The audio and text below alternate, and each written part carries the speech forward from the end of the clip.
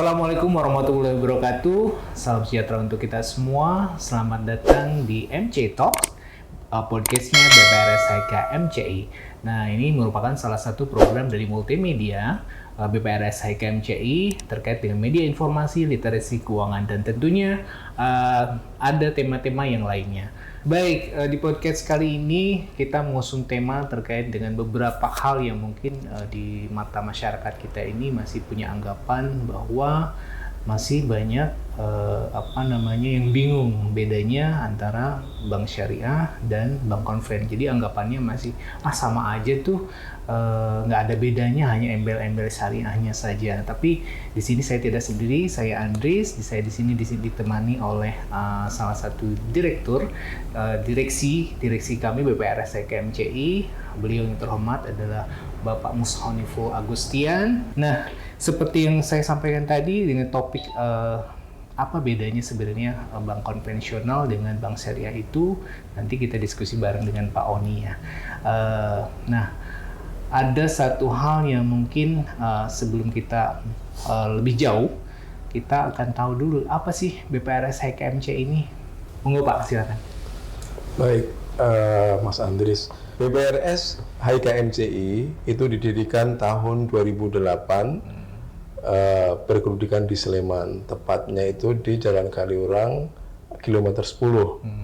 Kemudian tahun 2022 akhir, tepatnya bulan Desember, BPRS HIK MCI pindah ke lokasi kantor yang baru di kilometer 9. Nah, pada saat pindah, kami juga melaunching nama baru. Dulu awalnya bernama BPRS Mitra Cahaya Indonesia, kemudian seiring dengan akuisisi yang dilakukan oleh HIK Group, maka namanya berubah menjadi PT BPRS Harta Insan Karimah Mitra Cahaya Indonesia. Itu Mas Andris. Sekarang berarti udah berapa tahun ya? 15 tahun ya Pak ya? 2008. Ya, 2008 sampai 2024. Berarti 16 tahun ya, kurang lebih. 16 tahun ya. Berarti ini bulan apa Pak ininya? Kita Januari tahun 2008, tepatnya tanggal 11 Januari 2008. Oh, perjalanan yang luar biasa ya sampai dengan saat ini. Berarti ngalamin Pak? Corona ya kemarin ya? Ya. COVID-19. Ya. Pada saat Corona, kami masih berkantor di kantor yang lama.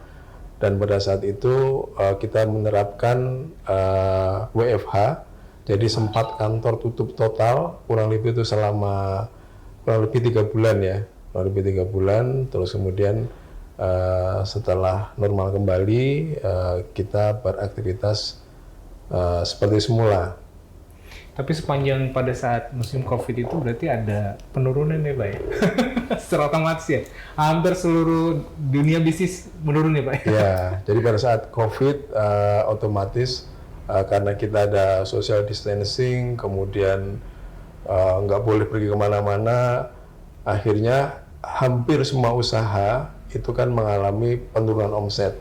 Jadi ada yang dalam, ada yang beberapa sektor itu mungkin nggak terlalu dalam seperti kesehatan, kemudian farmasi itu kan nggak ya, tapi sisanya itu otomatis ya mengalami kerugian gitu kan, mengalami penurunan penjualan yang dalam. Nah itu mengakibatkan bank di mana kita banyak menyalurkan ke sektor ekonomi tersebut yang terdampak COVID, akhirnya kita menjadi ada semacam kontraksi.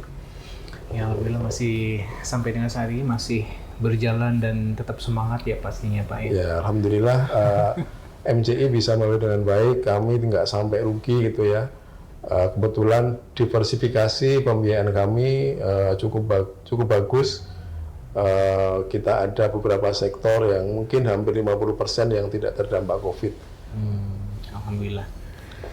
Sobat MC dan pemirsa, seperti yang tadi sesuai dengan topik kita, bahwa apa sih sebenarnya perbedaan antara bank syariah dan bank konven, itu nanti kita diskusi bareng dengan Pak Oni. Mungkin bisa disampaikan Pak, sebenarnya apa sih Pak yang di masyarakat ini masih ada anggapan bahwa bank syariah itu sama aja sih sama dengan bank konven itu, cuma nama embel-embel syariahnya aja gitu. Mungkin Bapak bisa sampaikan, Pak. Ya, memang ada benernya juga ya. Namanya kan bank ya, sama-sama bank. Yang satu bank syariah. Atau kalau sekarang masyarakat menyebutnya bank bank konven versus bank syariah. Jadi kalau kita merujuk kepada undang-undang perbankan gitu ya, kita lihat definisi bank sebenarnya sama ya. Jadi bank itu adalah badan usaha yang menjalankan fungsinya menghimpun dana masyarakat, kemudian menyalurkan kepada masyarakat melalui pembiayaan atau kredit, dan bertujuan untuk meningkatkan taraf hidup masyarakat. Jadi karena kita sama-sama menyandang nama bank, jadi dari sisi itu ya sama gitu kan fungsinya. Cuman membedakan karena kita itu ada kata syariahnya, maka secara prinsip dan konsep ya kita harus mengikuti ketentuan syariah. Jadi ada beberapa prinsip syariah yang oleh bank itu diadopsi yang membuat kita menjadi berbeda dengan bank konvensional. Misalnya pertama prinsip ukhuwah atau persaudaraan, kemudian ada prinsip keseimbangan atau tawazun, kemudian ada prinsip keadilan, ada prinsip maslahah, dan ada prinsip universal atau sumuliyah. Nah itu prinsip-prinsip itu membedakan kita dengan bank konvensional. Dengan prinsip itu otomatis dalam melaksanakan kegiatannya, bank syariah harus menjadi tunduk kepada ketentuan syariah. Nah supaya kita itu tunduk kepada ketentuan syariah, maka secara organisasi gitu ya, kita ada dalam sisi pengawasan kita ada Dewan Pengawas Syariah. Kalau di bank konven itu hanya ada Dewan Komisaris. Kita ditambahin dengan Dewan Pengawas Syariah. Kemudian dari sisi yang lain tujuan karena kita syariah, maka bukan hanya profit oriented tapi juga falah oriented. Jadi apa yang kita lakukan itu harus bertujuan akhirat juga. Artinya kalau kita sebagai bisnis gitu ya ingin mendapatkan keuntungan, maka keuntungan yang kita dapatkan itu harus syariah, harus bertujuan sampai ke akhirat gitu. Sehingga ada hal-hal yang transaksi yang harus memenuhi ketentuan syariah. Misalnya dalam bertransaksi kita harus menghindari maisir, kemudian ngoror, kemudian riba, dan batil. Nah itu membedakan kita dengan bank konvensional. Tapi ternyata di mata masyarakat sampai dengan saat ini punya anggapan yang sama aja tuh, jangan-jangan si lembaga keuangan syariah yang berjalan yang mungkin masyarakat lihat itu ternyata memang belum bisa menjalankan sepenuhnya 100% gitu Pak. Bisa jadi seperti itu nggak Pak? Ya bisa jadi, tapi gini, jadi Dewan Pengawas Syariah itu kan memang dia akan mengawasi secara langsung dan dibantu oleh komplain syariah. Jadi ketika kita bank syariah itu mau mengeluarkan produk misalnya, itu kan kita harus minta opini apakah produk yang akan kita keluarkan itu sudah sesuai dengan kaidah syariah. Maka di situ peran Dewan Pengawas Syariah melakukan analisa apakah produk yang akan kita jual atau kita tawarkan tadi itu sudah sesuai dengan kaidah syariah. Betul. Kemudian dalam perjalanannya ketika Dewan Pengawas Syariah sudah menyatakan bahwa produk ini sesuai, sudah comply terhadap syariah, pelaksanaan penjualan produk tadi itu juga akan diawasi gitu kan oleh namanya komplain syariah. Nah kalau di PPRS biasanya ada di kepatuhan gitu yang melakukan sampling pengawasan terhadap operasional perbankan tersebut apakah sudah comply atau belum dengan syariah. Gitu Mas Andries. Ada yang menarik nih Pak terkait dengan perbedaan antara bank syariah dan konvensional terkait sistem pengelolaan dana nih Pak. Yang saya tahu tuh mungkin kalau di bank konven itu dia akan mengelola dana sepanjang dia masih bisnis menguntungkan, mungkin tidak melihat hal haram. Mungkin di bank syariah seperti apa tuh Pak? Iya, jadi itu juga salah satu ya, tadi saya belum sampaikan perbedaan bank syariah dan bank konvensional. Jadi kalau tadi saya menyampaikan bank konven itu profit oriented, jadi sepanjang tidak ada pelanggaran ketentuan terhadap ketentuan hukum positif gitu ya, itu maka ya boleh-boleh saja gitu kan, sah saja gitu kan. Misalnya ketika bank konvensional membiayai pabrik minuman keras misalnya gitu kan. Nah itu pabrik minuman keras dalam undang-undang diperbolehkan, mungkin ada ketentuan tertentu gitu ya, sepanjang itu dipenuhi, yaitu boleh sah-sah saja gitu kan, karena secara hukum positif boleh. Tetapi kalau bank syariah itu kan kita ada tambahan ketentuan syariah, di mana setiap transaksi itu harus sesuai dengan syariah.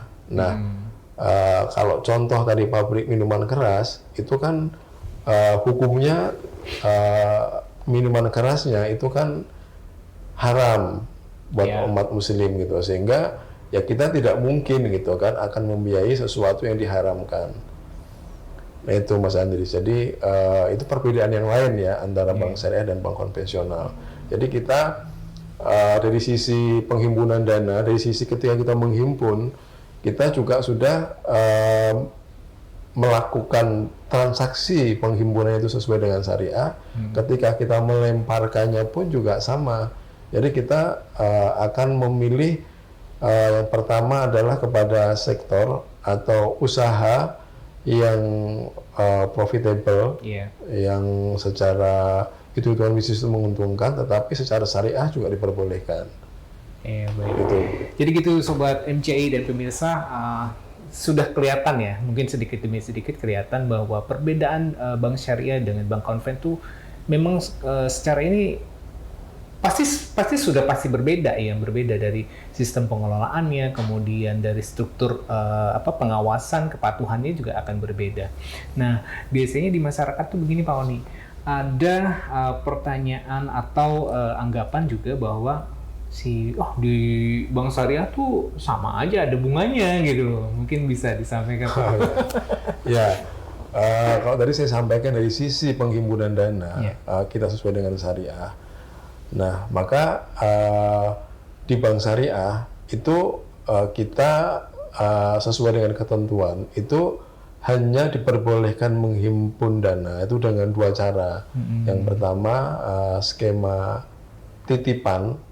Jadi murni masyarakat yang punya kelebihan dana dan dia ingin aman dananya dititipkan di bank syariah dalam produk tabungan atau giro ya. Kalau untuk BPRS berarti tabungan. Yang bank hanya menerima titipan, tidak berkewajiban untuk memberikan keuntungan atau bonus. Nah yang kedua, bank syariah itu bisa menghimpun dana dari masyarakat dengan skema bagi hasil. Bagi hasil ya. Ya, bagi hasil. Jadi produknya bisa tabungan, bisa deposito gitu ya. Ketika masyarakat punya kelebihan dana, kemudian datang ke bank syariah, maka dia punya dua pilihan jika ingin mendapatkan bagi hasil. Pertama, melalui produk tabungan, kemudian yang kedua produk deposito. Nah, dua-duanya ini dengan skema bagi hasil, di mana masyarakat yang menempatkan dananya di bank syariah itu akan mendapatkan keuntungan dari pendapatan yang diperoleh oleh bank.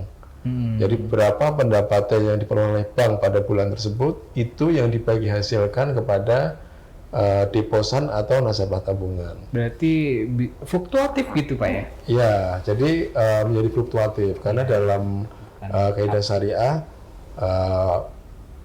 kalau di ideologi bank syariah itu kita tidak boleh memberikan keuntungan kepada deposan atau nasabah penabung tadi itu dengan sistem bunga.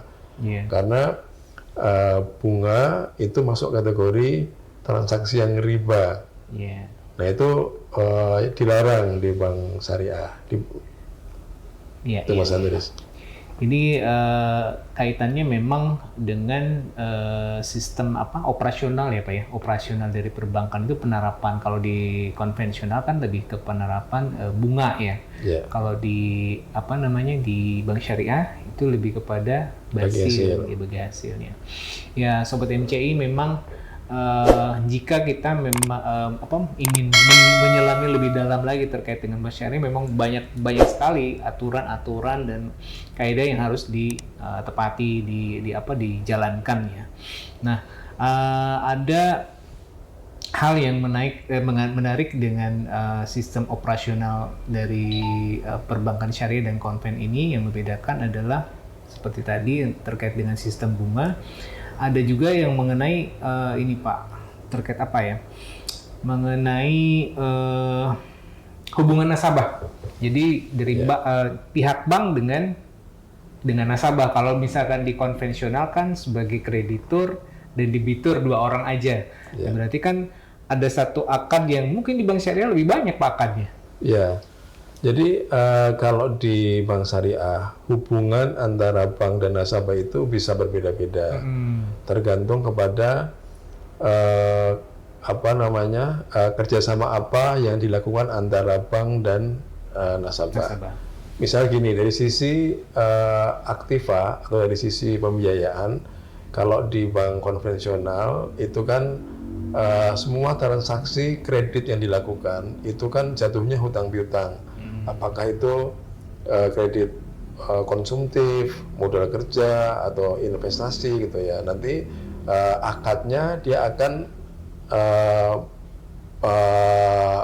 ujungnya itu adalah hutang piutang, sehingga hubungan antara nasabah dan bank itu adalah debitur dan kreditur. Nah ini hubungan yang kurang setara.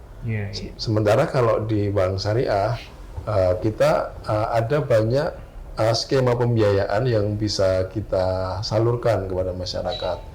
Jadi ketika nasabah bermitra dengan bank, kemudian akad yang dilakukan adalah jual beli, maka hubungannya adalah penjual dan pembeli.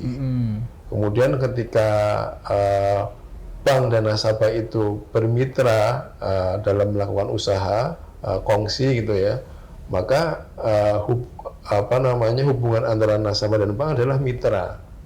Kemudian ketika kita melakukan kerjasama dengan nasabah atau kita melakukan hubungan yang sifatnya itu sewa menyewa, maka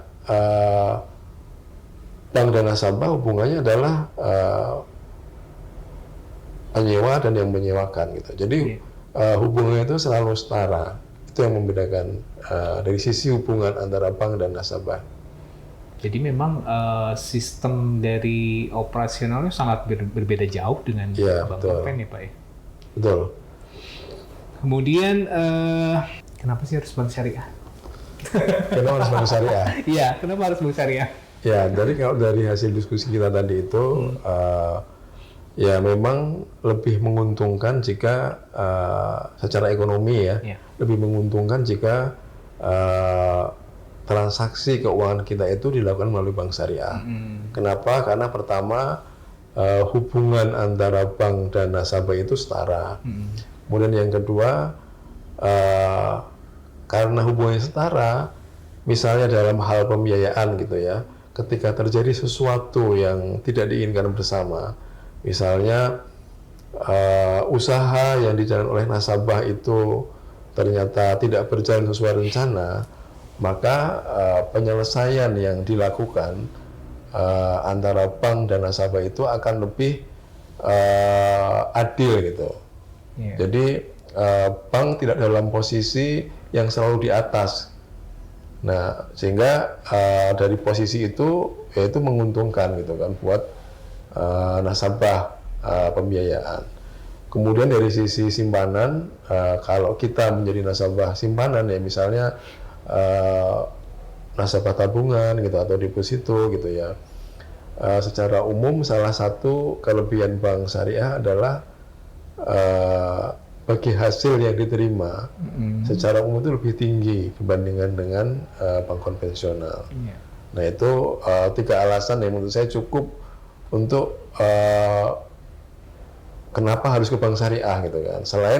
Selain yang alasan yang paling utama adalah ya karena ini adalah sesuai dengan ketentuan syariah gitu kan. Ini adalah sunnah gitu. Sehingga kalau kita berbank dengan syariah, dengan bank syariah, maka otomatis di situ akan ada keberkahan gitu ya, karena kita sudah berusaha untuk menjalankan kegiatan ekonomi kita sesuai dengan syariah. Lebih rahmatan lil alamin, betul ya Pak? Nah, satu semacam wacana dalam masyarakat kita itu sebenarnya bank syariah masuk ke Indonesia kan hitungannya baru ya Pak ya? Iya baru. Dimulai dari dulu Bank Muamalat ya, Bank Muamalat di tahun 92 ya, 92. Iya. Nah, secara otomatis kan masyarakat juga belum banyak mengenal bank syariah Pak, betul ya Pak? Iya betul. Jadi peran dari apa nih tantangannya bank syariah untuk diketahui banyak masyarakat gitu loh Pak? Ya, jadi memang sampai dengan saat ini gitu ya, pangsa pasar bank syariah itu kan masih rendah ya. Iya, rendah. Dibanding konven ya? Konven ya, mungkin kita masih di bawah 10%. Kemudian literasi masyarakat terhadap bank syariah juga masih rendah. Masih banyak masyarakat itu yang menganggap sama antara bank syariah dan bank konvensional. Nah, gimana caranya supaya bank syariah itu bisa makin dikenal, kemudian makin banyak digunakan oleh masyarakat itu ya memang stakeholder yang terlibat dalam industri bank syariah itu harus ya memainkan peran masing-masing ya, misalnya kayak dari sisi regulator gitu ya, harus berpihak kepada bank syariah. Kemudian dari sisi stakeholder yang lain, misalnya kayak ulama gitu ya, yang harusnya berperan untuk mengedukasi masyarakat bahwa ada bank yang sesuai dengan syariah. Nah itu juga selama ini kalau kita perhatikan ya, masih sedikit ulama yang menguasai ekonomi syariah, atau mungkin lebih tepatnya bukan menguasai ya, tapi menyampaikan dakwahnya itu berkaitan dengan ekonomi syariah gitu kan. Umumnya ulama itu kan menyampaikan terkait fikih muamalah gitu ya, yang bukan ekonomi syariah gitu. Itu juga ada peran dari ulama di situ yang harus ditingkatkan. Kemudian di sisi masyarakat gitu ya, dan masyarakat itu juga seharusnya juga ada peran untuk ikut mengembangkan industri ini gitu ya, karena industri ini baru, kemudian skalanya juga masih belum besar gitu, tentunya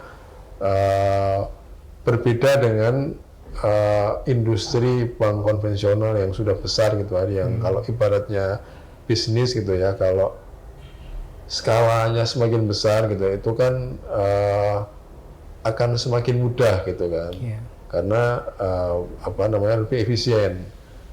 Nah itu peran masyarakat juga penting gitu kan, untuk mungkin ikut berperan gitu dalam pengembangan industri perbankan syariah. Iya. Kemudian ini Pak, mengenai mungkin lebih ke pangsa pasar ya, pangsa pasar dari bank syariah sendiri itu dibandingkan dengan bank konvensional tuh, apakah memang pasar yang sama atau bagaimana tuh Pak? Pasar yang sama atau tidak gitu? Iya. Ya gini, mungkin jawabannya bisa iya bisa tidak gitu ya, karena selama ini ketika industri perbankan syariah itu masih di awal gitu ya, itu memang yang dibidik oleh bank syariah pertama ya, Bank Muamalat, itu kan lebih kepada spiritual market. Jadi